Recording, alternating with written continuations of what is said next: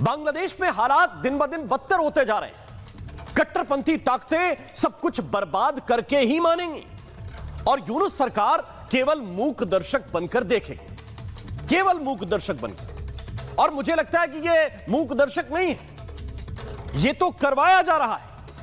यह सरकार के लोग वहां पर करवा रहे हैं। यह बताया जा रहा है कि जब शरिया को मानने वाले शबाब पर आ जाते हैं तो वहां कट्टरता के अलावा कुछ और दिखाई नहीं देता है। यह पूरी दुनिया को समझाने की कोशिश हो रही है। कैसे, मैं आपको बताता हूं। एक स्कूल, एक बहुत पुराना स्कूल, यह स्कूल अपनी 185वीं वर्षगांठ मना रहा था। 185 साल का हो गया है स्कूल। उसका वर्षगांठ का जो समापन समारोह था उस पर सिर्फ इसलिए हमला कर दिया गया क्योंकि वहां संगीत का एक बड़ा कार्यक्रम था। बांग्लादेश के मशहूर सिंगर, जिनको बांग्लादेश का रॉकस्टार कहा जाता है, नाम है जेम्स, वो अपने बैंड के साथ वहां पर परफॉर्म करने के लिए पहुंचे थे, लेकिन इस म्यूजिक कॉन्सर्ट पर हमला बोल दिया। सब कुछ तितर बितर कर दिया गया। जरा तस्वीरें आप देखिए। हालात ऐसे हो गए कि जेम्स को यह शो छोड़कर भागना पड़ा। और ऐसा नहीं है कि हमला इसलिए किया गया कि किसी की जेम्स से कुछ बात बिगड़ गई थी, जेम्स ने किसी का कुछ बिगाड़ दिया था, या स्कूल तो किसी का कुछ बिगाड़ता ही क्या है, स्कूल से किसी की क्या ही दुश्मनी हो सकती है। हमला ये इसलिए किया गया क्योंकि कार्यक्रम संगीत का था, म्यूजिक का कार्यक्रम था, और कुछ कट्टरपंथियों को संगीत से नफरत है। वो संगीत को हराम मानते हैं और इस हद तक हराम मानते हैं कि स्कूल में जाकर, बच्चों के स्कूल में जाकर उत्पात मचा देते हैं। ये तस्वीरें जरा आप देखिए। सोचिए कि बच्चों के स्कूल का कार्यक्रम है और एक स्कूल के कार्यक्रम में एक म्यूजिक कॉन्सर्ट रखा गया और वहां पर पत्थरबाजी शुरू हो गई। मुझे बताइए कि संगीत से कोई इतनी नफरत कैसे कर सकता है? मेरा एक सवाल है और यह सवाल मैं आपसे भी पूछता हूं। आज मैंने अपने कई साथियों से भी यह सवाल पूछा, मैं आपसे भी पूछा। मुझे आप बताइए कि आपके लिए संगीत क्या है? आप किसी भी धर्म के हो सकते हैं, किसी भी पंथ को मानने वाले हो सकते हैं। मुझे बताइए आपके लिए संगीत क्या है? क्योंकि मैंने जिससे भी बात की है, सबने इसके अलग अलग उत्तर दिए।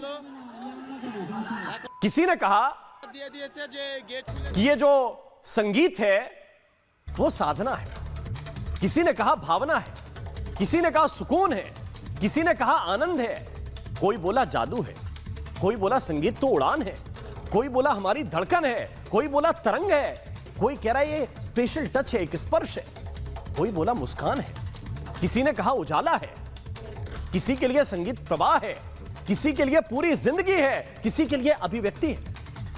लेकिन मुझे लगता है कि संगीत ईश्वर का एक ऐसा वरदान है जो आपके हृदय से जुड़ता है, कनेक्ट होता है, जो आपके मन के भाव व्यक्त भी करे, उन्हें मध्यम भी करे, थोड़ा सा तीव्र भी करे, और अगर आप भाव शून्य भी हैं तो आपको भावों से भर दे, वो संगीत है। देशभक्ति, सुख दुख, वेदना संवेदना सब जगा सके, वो संगीत है। यह ईश्वर से जोड़ने का माध्यम भी है, क्योंकि यह मजहबों में बंधने वाली चीज नहीं है, यह सरहदों में रुकने वाली चीज नहीं है, इसमें भाषाओं की कोई अड़चन नहीं है। आपको शब्द समझ आए ना आए, संगीत तो दिल में उतरता है, और इसलिए शब्द सीमाओं में बंध जाते हैं, वो लिरिक्स सीमाओं में बंध जाती है, लेकिन धुनें और संगीत पूरी दुनिया में घूमते रहते हैं। वो गाना अभी जो धुरंधर का वायरल हो रहा है, जिसपे अक्षय खन्ना डांस करते हैं, किसी को लिरिक्स समझ में आई क्या? क्या बोल रहे हैं, किस भाषा में बोल रहे हैं, नहीं पता, लेकिन वो गाना सबकी रील में बज रहा है। लेकिन कुछ लोगों को लगता है कि ये वाली भाषा भी आराम है, जिसकी कोई भाषा ही नहीं है वो भी आराम है, और इस हद तक लगता है कि वो किसी का घर फूंक देते हैं, किसी के बने बनाए संस्थान बर्बाद कर देते हैं। मैं तस्वीर आपको दिखाना चाहता हूं, पिछले साल 2024 की तस्वीर जरा आप देखिए। बांग्लादेश के एक बड़े नामचीन गायक, नाम राहुल आनंद, इनका घर देखिए। पहले ये घर था और फिर घर कैसा हो गया ये भी आप देखिए। ये तस्वीर मैं आपको दिखाना चाहता हूं, ये राहुल आनंद का घर है। और कट्टरपंथियों ने इसको फूंक दिया। क्यों फूंक दिया? इसलिए कि उनके घर में 3000 वाद्य यंत्र रखे हुए थे, इंस्ट्रूमेंट रखे हुए थे जिनसे संगीत निकलता था। यह नफरत है। एक से बढ़कर एक वाद्य यंत्र यहां पर रखे हुए थे। यह पुरानी तस्वीर में आपको दिखा रहा हूं, यूनिक वाद्य यंत्र, ये सब फूंक दिए गए। ये जरा देखिए, ये संगीत को इस हद तक हराम मानते हैं कि छाया नट जैसी बांग्ला की कला और संगीत की संस्था को तितर बितर कर दिया गया। ये देखिए, ये अभी की तस्वीर है, 10 दिन पहले की, 18 दिसंबर की। ये छाया नट जो जानते हैं इसको, वो जानते हैं कि ये वहां की संस्कृति, वहां के संगीत का एक बड़ा सेंटर है। इसको तबाह और बर्बाद कर दिया गया। दोस्तों, ये वही छाया नट है जिसे 40 साल पहले भी कट्टरपंथियों ने दहलाया था और अब फिर उनके वाद्य यंत्रों को तबाह और बर्बाद कर दिया गया। इसलिए क्योंकि ये संगीत को हराम मानते हैं, संगीत से नफरत करते हैं। ये तस्वीरें जरा आप देखिए, क्या हाल किया छाया नट का। भाई, कोई अपनी संस्था के अंदर संगीत बजाए, संगीत पढ़ाए, आपको क्या तकलीफ है? ये सांस्कृतिक केंद्र है। ये देखिए वाद्य यंत्रों का क्या हाल किया। यह हारमोनियम है, इससे किसी को क्या तकलीफ हो सकती है? ये इस हद तक हराम मानते हैं कि एक बाउल संगीत जो बांग्लादेश में बजाया जाता है, यानी कि जैसे हमारे यहां तरह तरह के फोक हैं, वैसा फोक बाउल है वहां का, और उस पर कट्टरपंथियों की यह भीड़ इसलिए टूट पड़ती है क्योंकि उनके लिए यह सब कुछ हराम है। अब आप पूछेंगे कि आप यह बात क्यों बता रहे हैं? दोस्तों, ये जो सिचुएशन इस वक्त नजर आ रही है, इस पर आपको बात करनी चाहिए। यह भारत के लिए अलार्मिंग है। आप पूछेंगे कैसे? कैसे अलार्मिंग? मैं कहता हूं कि भारत इस सोच से अछूता नहीं रह सकता। यह सोच भारत में भी पैर पसार रही है। कुछ मौलाना बार बार यह बयान जारी कर रहे हैं कि संगीत हराम है, संगीत शरिया के खिलाफ है, और इस सोच का परिणाम क्या होता है? यह परिणाम इस वक्त आप अपनी स्क्रीन पर देख रहे हैं। ये वही कट्टरपंथी सोच है जो कहती है कि यह संगीत हराम है। क्या भारत में यह सोच पनपने दी जा सकती है? हर बात हराम हलाल से तोली जाएगी क्या? हर बात मजहब के चश्मे से देखी जाएगी क्या? कोई बोलता है शादी में संगीत मत बजाओ, कोई कहता है शादी में नाचो गाओ मत, ऐसा मत करो, मत नाचो गाओ। अरे कोई यह भी कह देता है कि अगर आप अपनी नाच सुन रहे हैं, मैं मुस्लिमों के लिए बात कर रहा हूं, नाच सुन रहे हैं तो उसमें भी जो म्यूजिक आया वो हराम है। यह सवाल बहुत अहम है। इस देश ने तमाम बड़े संगीतकारों को देखा, लेकिन AR रहमान से बेहतर कौन संगीत देता है? AR रहमान आधे मुसलमान हो जाएंगे क्योंकि वो संगीत बजाते हैं, संगीत बनाते हैं, नए नए संगीत डिस्कवर करते हैं, वो ऑस्कर जीत कर लाते हैं, लेकिन ये मौलाना उनको सर्टिफिकेट देने से पीछे नहीं हटे। मोहम्मद रफी, मोहम्मद अजीज, नुसरत फतेह अली खान, राहत फतेह अली खान, जाकिर हुसैन साहब, जिनकी उंगलियां नाचती हैं तबले पर, उनका तबला फोड़ने के लिए कट्टरपंथी दौड़ रहे हैं।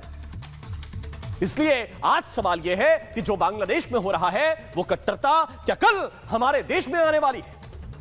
चर्चा करूंगा, लेकिन पहले एक रिपोर्ट आपको दिखाता हूं।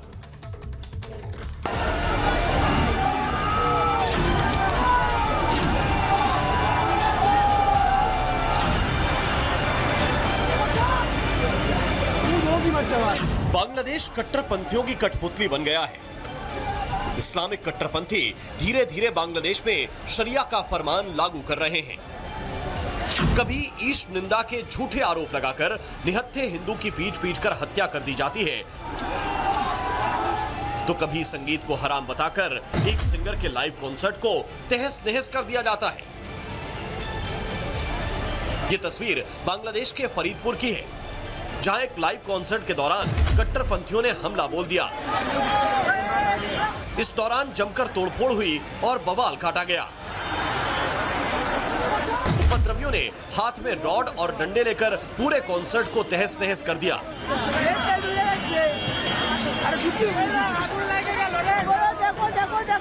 मोहम्मद यूनुस की सरकार में कट्टरपंथी भरे पड़े हैं। जमात इस्लामी, अंसारुल बंगला, जमातुल मुजाहिदीन, और ये सब एंटी इंडिया सेंटीमेंट के साथ में काम करते हैं। ये मोहम्मद यूनुस की और उनकी सरकार की विफलता है। मजहब के नाम पर पहली बार संगीत और संगीतकारों को टारगेट नहीं किया गया। इससे पहले 2024 में कट्टरपंथियों ने मशहूर गायक राहुल आनंद के घर को जलाकर राख कर दिया था। इस दौरान 3000 से ज्यादा म्यूजिक इंस्ट्रूमेंट जलकर खाक हो गए थे। इसके अलावा हाल ही में भड़की हिंसा के दौरान भी छायानौत सांस्कृतिक केंद्र को निशाना बनाया गया था।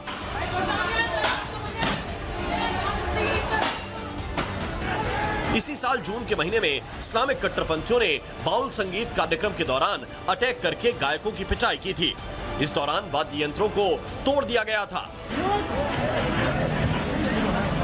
लेकिन क्या संगीत से यह नफरत, संगीत के खिलाफ यह कट्टर सोच क्या सिर्फ बांग्लादेश में ही है? तो जवाब है नहीं। ऐसे कट्टरपंथी भारत में भी भरे पड़े। यकीन नहीं होता तो इनकी भाषा सुन लीजिए। जो चीज़ शरीयत में हराम है वो हराम है। म्यूज़िकल इंस्ट्रूमेंट्स का इस्तेमाल करना या म्यूज़िक को सुनना ये शरअन जायज़ नहीं है। अब चाहे वो म्यूज़िक नशीद में इस्तेमाल किया जाए या नात में इस्तेमाल किया जाए या किसी चीज़ में भी इस्तेमाल किया जाए, वो जायज़ नहीं है।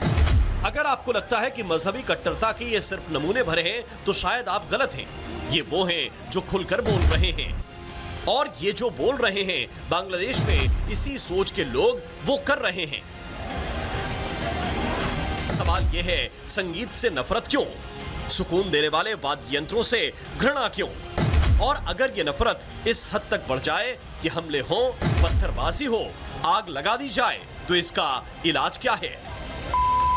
Bureau report, Republic Bharat.